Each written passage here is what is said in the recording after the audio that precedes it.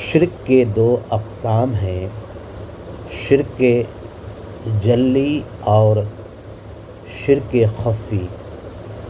اللہ کی ذات، صفات و عبادات میں کسی کو بھی شریک کرنا شرک جلی ہے جو کفر ہے،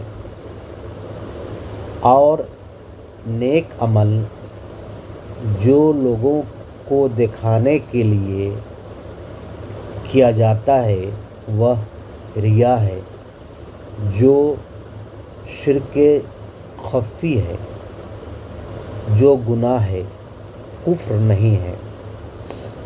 مسلم عوام شرک خفی میں بری طرح گرفتار ہے، مگر شرک جلی سے پوری طرح محفوظ ہے۔ ہم کو چاہیے کہ شرک خفی سے خود کو بچائیں۔